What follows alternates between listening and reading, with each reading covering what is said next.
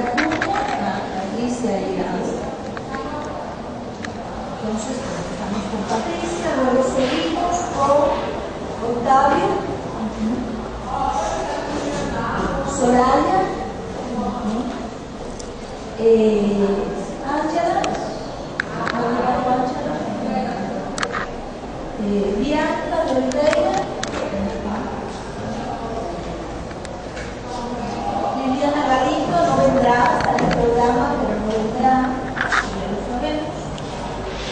Francisco Camilla, Andrés Sobrino está,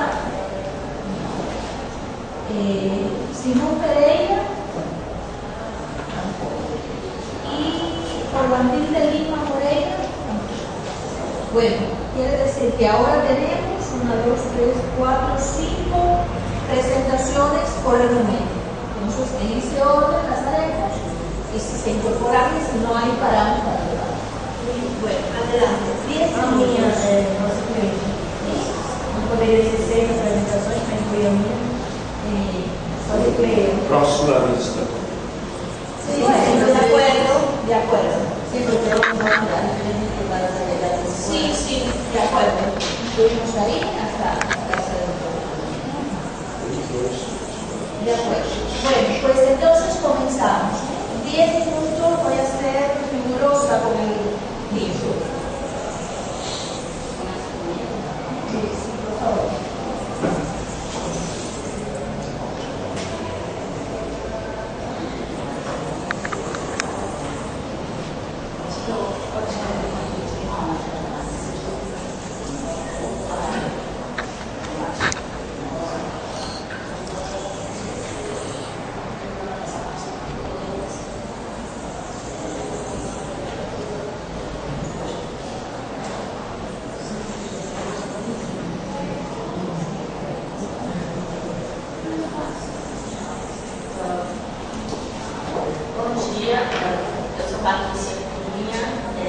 Trabalho com juventude já na minha dissertação, e esse artigo vai ter como tempo base na tese do meu doutorado aqui na Universidade do Rio Grande do Sul. E o foco, no caso do artigo, é a questão da participação política da juventude e as políticas públicas, porque na minha tese eu trabalhei com a percepção da juventude em relação às políticas públicas de juventude. Tá?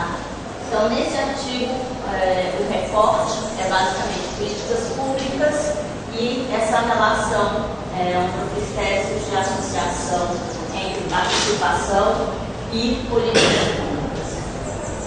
No caso, a gente testou nesse artigo uma hipótese, que é que quanto maior a participação juvenil em fóruns como associação comunitária de moradores, centros acadêmicos, maior é o conhecimento sobre políticas públicas voltadas para a juventude. A gente usou como base de dados, né, a base do base, tá? Uma política que é sobre a integração regional latino-americana. No caso, eu peguei só o banco de dados do Brasil, né, Regional Brasil. Portanto, o conceito de juventude aqui trabalhado é um conceito, a juventude compreendida enquanto heterogênea, né, pertencente a várias classes sociais, contudo com recorte de jovens adultos, né? Ou seja, ele aqui nesse banco é só de 18 a 29 anos. Ou em outros trabalhos a gente tem trabalhado com jovens de 14 a 29, mas nesse caso a gente pegou só jovens adultos. Aqui a gente tem que lembrar que as políticas públicas de juventude são, no Brasil, então, são políticas relativamente novas, né? A gente tem a Secretaria da Juventude em 2005, que é instituída, e depois você tem conselhos, e a percepção que essas secretarias de juventude têm colocado é exatamente que essas políticas devem incentivar a participação da juventude brasileira, formação de cidadania, e os fóruns são os grandes exemplos disso, e o Conselho de Juventude também é colocado nessa perspectiva. Então, no texto eu discuto um pouco essa concepção. Você vai ter autores que vão dizer que projetos assistenciais existentes antes da criação da Secretaria de Juventude já podem ser consideradas políticas de juventude. Eu, particularmente, discordo dessa concepção. Trabalho no Conselho de Políticas Públicas da rua, né, que elas devem ser definidas como conjuntos de decisões e ações destinadas à resolução de problemas políticos, e essas decisões vão envolver essas atividades políticas compreendidas como práticas formais e informais, e vão expressar sobretudo essas relações de poder. Em consequência disso, eu vou trabalhar um conceito de políticas públicas de juventude do Ballardini, porque ele vai dizer que esses outros programas governamentais que atingiam os jovens não podem ser consideradas políticas públicas de juventude, porque não eram voltados especificamente para a juventude. Não tinha essa intenção, eles abarcavam essa população. E você tem ainda uma série de políticas no Brasil de caráter, sobretudo assistencial, que vão recair sobre a população jovem, mas que não são políticas de juventude. Não são pensadas para elas, não são voltadas para elas, não tem como objetivo específico essa população. Então, nesse caso, essa é uma das principais diferenciações que eu vou fazer, né? No caso do Brasil, nos últimos países da América Latina tem uma política de juventude especificamente, e ela se caracterizar enquanto políticas de Estado, ou seja, a consequência disso é que você tem a tentativa de mudança de estatutos normativos, ou seja, constitucionais, porque o nosso estatuto coloca lá Estatuto da Infância e Adolescência. Isso significa que um pode até 18 anos, o Conselho de Juventude que o Estado brasileiro trabalha hoje até 29, isso implica em mudança constitucional, ou seja, incluir a palavra jovem na Constituição para que ele tenha normatizado o seu direito. A gente sabe que isso não significa que efetivamente esse direito se dá na sociedade.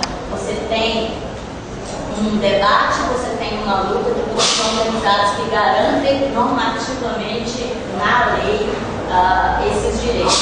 Falta, óbvio, práticas que observem no cotidiano e a efetividade desses direitos. A consequência é que você tem diversos programas, e a criação dessa Secretaria de Juventude implicou numa pesquisa dentro do governo para identificar quais eram as ações existentes que se voltavam para a juventude, né? O que o Estado brasileiro percebeu foi que ele não sabia quais eram as políticas que atingiam os jovens. Por isso foi necessário, ele encomendou pesquisa, tanto da população jovem, porque não existia um perfil da juventude no Brasil, como dentro do governo, para saber quais eram os programas, quais eram as secretarias e quais eram os ministérios que se voltavam para os jovens. Então, você tem, em 2005, você tinha 45 programas federais, né, 31 ações vinculadas ao programa de governo federal e 19 ações específicas do atendimento de juventude, envolvendo 18 ministérios e secretarias.